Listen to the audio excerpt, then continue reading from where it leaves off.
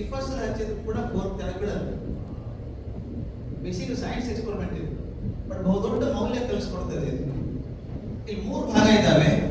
ಒಂದು 4ಕ್ಕೂ ನಿಮಗಿರುವಂತಹ ಜ್ಞಾನ. ಯಾರೇ ನಾಯಕರಾದ್ರೂ ಕೂಡ ನಾವು ಯಾವ ವಿಷಯದ ಬಗ್ಗೆ ನಾಯಕತ್ವ ವಹಿಸಿದ್ದೀವಿ ಅನ್ನೋ ಬಗ್ಗೆ ತಿಳುವಳಿಕೆ ಇರಬೇಕು.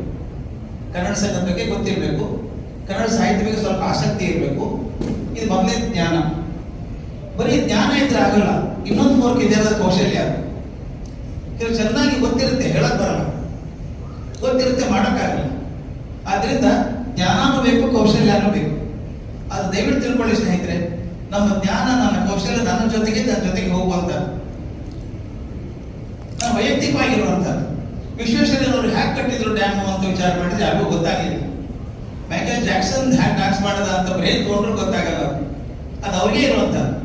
ಆದ್ರೆ ನನಗಿರುವಂತಹ ಜ್ಞಾನ, ಕೌಶಲ್ಯ ನಮ್ಮ ಸಮಾಜಕ್ಕೆ, ನಮ್ಮ ಸಂಘಕ್ಕೆ, ಕನ್ನಡ ಸಂಘಕ್ಕೆ ಸಿಗಬೇಕಾದ್ರೆ ಇದು 3ನೇದು ಬೇಕು. ಆ 3ನೇದು ಹಲ್ಕಂಡಿ ಇದೆಯಲ್ಲ, ಅದು ಆಟಿಟ್ಯೂಡ್ ಅಂತ. ಯಾವ್ದು ಮುಖ್ಯ ಹೇಳಿ? 3ರೊಳಗೆ ಈಗ 3ರೊಳಗೆ ಜ್ಞಾನನೂ ಬೇಕು, ಖಂಡಿತ ಬೇಡ, ಜ್ಞಾನ ಇರಲೇಬೇಕು, ಕೌಶಲ್ಯನೂ ಬೇಕಾಗುತ್ತೆ. ಜ್ಞಾನ ಕೌಶಲ್ಯ ಜೊತೆಗೆ ಇನ್ನೊಂದು 3ನೇದು ನಿಮ್ಮ ಸಂಘಕ್ಕೆ ನಿಮ್ಮ ಕಾಣಿಕೆ ಕೊಡುವಂತಹದ್ದು, ಅದು ಮನೋಧರ್ಮ, ಆಟಿಟ್ಯೂಡ್. ಈ 3ರೊಳಗೆ ಯಾವ್ದು ಮುಖ್ಯ ಹೇಳಿ? ಸುಡಬಹುದಾದದ್ದು ಯಾವ್ದು ಹೇಳಿ? ಇದ್ರೊಳಗೆ ಗ್ಲಾಸ್ ಇದೆ, ಫೋರ್ಕ್ ಇದೆ, ಕಡ್ಡಿ ಇದೆ. ಸುಡೋದು ಯಾವ್ದು ಇದ್ರೊಳಗೆ? ಕಡ್ಡಿ ಒಂದೇ. ಅಂದ್ರೆ ನಿಮ್ಮ ಜೀವನದಲ್ಲಿ ನಿಮ್ಮ ಮನೋಧರ್ಮ ಹೆಚ್ಚು ಪರೀಕ್ಷೆ ಆಗುತ್ತೆ, ಜ್ಞಾನ ಕೌಶಲ್ಯದಲ್ಲ. ನಾವು ನೋಡಿದ್ದೀವಿ, ಎಷ್ಟೋ ಜ್ಞಾನ ಇದ್ದವ್ರು ತಪ್ಪಂತ ಬಿದ್ದು ಹೋಗಿದ್ದಾರೆ. ಕೌಶಲ್ಯ ಇರೋರ ಸಕ್ಸಸ್ ಆಗಿಲ್ಲ. ಯಾರ ಆಟಿಟ್ಯೂಡ್ ಇತ್ತು ಸರಿಯಾಗಿ ಅವರೆಲ್ಲರೂ ಸಕ್ಸಸ್ಫುಲ್ ಆಗಿದ್ದಾರೆ. ಈಗ ನಾನು ಡಾಕ್ಟರ್ ಯು ಆರ್ ರಾವ್ ಇದ್ರು, ISRO ಚೇರ್ಮನ್ ಆಗಿದ್ರು, ಅವೆಲ್ಲ ಕೇಳಿದ್ದೀನಿ.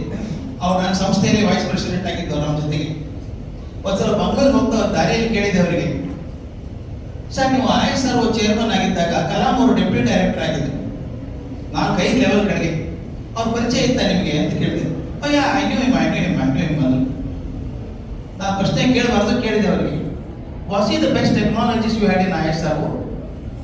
Was it the best technologies you had in ISRO ಅಂದೆ. ಅವರ ಆನ್ಸರ್ ವಾಸ್ ಶಾಕಿಂಗ್ಲಿ ಬ್ಯೂಟಿಫುಲ್. ಅವ್ರೇನು ಹೇಳಿದ್ರೆ ಗೊತ್ತಾ? No you are not the greatest technologist, but you are the greatest human being ಅಂದ್ರು. Finally tell me which became successful? Not the technology, but the great humanity became successful. ನಾನು ಯಾವಾಗಲೂ ನಾಯಕರಾಗಿರ್ತಾರೆ, ಸಂಘದ ನಾಯಕರಾಗಿದ್ದವರು ಅವರ attitude ಬಹಳ ಮುಖ್ಯ. ಅಯ್ಯೋ ಅವರೇನ್ರಿ ಕರೆದು ಬರಲ್ಲ, ನನಗೆ ಹಾಕ್ತಾರೆ, ನಾನೇ ಮಾತಾಡ್ಬೇಕು. Not the attitude. ನಾ ಹೇಳೋದು ಅದಲ್ಲ. ಆದಷ್ಟು ಜನ ಸೇರಿಸ್ಕೋಬೇಕು.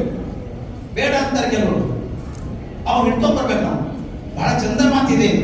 ಎಲ್ಲಿ ನಾಯಕರು ಗಟ್ಟಿಯಾಗಿರ್ತಾರೋ ಅಲ್ಲಿ ಸಂಸ್ಥೆ ಬೆಳೆಸೋದು ಕಷ್ಟ ಆಗಲ್ಲ.